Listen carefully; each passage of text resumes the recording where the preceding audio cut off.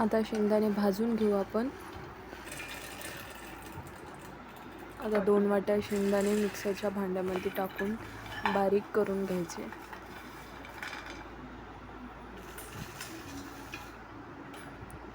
आपण मिक्सरच्या भांड्यामध्ये हे फिरवून घेऊ। पहा एवढे बारीक करून घ्यायचे।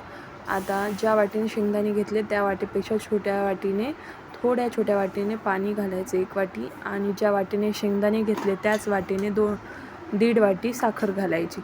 साखरेचा एकतारी पाक होईपर्यंत छान हे करायचं। आता त्यामध्ये 1 चम्मच तूप घालणार आपण। आता तूप घातल्यानंतर पहा तुम्ही असा पाक तयार झालेला आहे आपला। एक तार येत आहे आपल्या पाकीला। पहा किती छान असा तार येत आहे। आता त्यामध्ये जे आपण शेंगदाण्याचा कूट केलेला होता तो आपण त्यामध्ये टाकून घेऊ। चांगला मिक्स करून घेऊ। पाक आणि शेंगदाण्याचा कुट्टा छान एकजीव होईपर्यंत मिक्स करून घेऊ आणि थोडंसं त्याला घट्टपणा येईपर्यंत परतून घेऊ।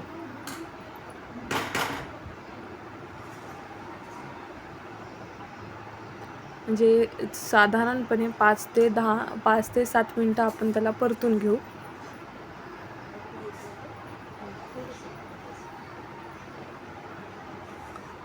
आता आपला वडीसाठी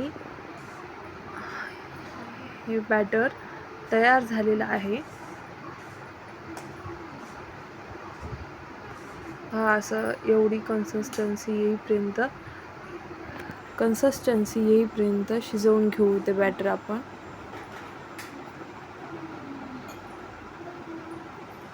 पहा किती व्यवस्थित झालेले आहे। असं एवढं घट्ट होईपर्यंत आपण ते शिजवून घेतलेलं आहे। आता एका मोठ्या ताटाला 2 चमचे तूप टाकून, म्हणजे ताटाला तूप लावून त्यामध्ये जे बॅटर आहे आपलं ते टाकून घ्यायचं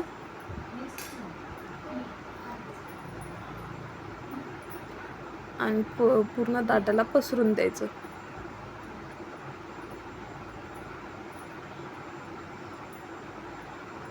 तुम्हाला त्यामध्ये आवडत असेल तर विलायची पावडर सुद्धा टाकू शकता तुम्ही। मला विलायची पावडर आवडत नाही त्यामुळे मी टाकलेली नाही, आमच्या घरी आवडत नाही। आता पाण्याचा हात घेऊन थोडासा त्या बॅटरला आपण ताटामध्ये थापून घेऊ।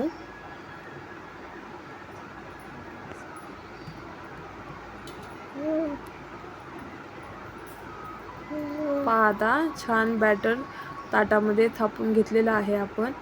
आता वरून त्याच्यावर आपण खोबऱ्याचा खीस घालून त्याला गार्निशिंग करू।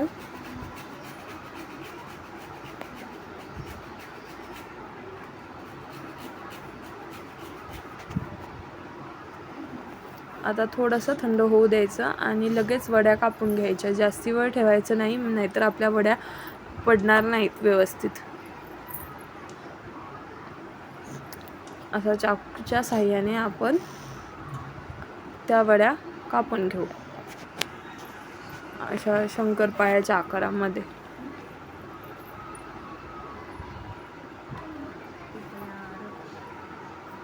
पहा किती छान आपली वडी निघत आहे।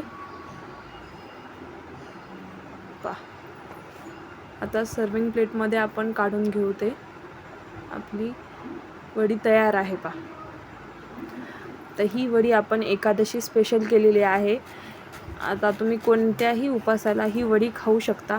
करून पहा, कशी वाटली ते सांगा आणि चॅनलला सबस्क्राईब करा। पहा किती मऊसूद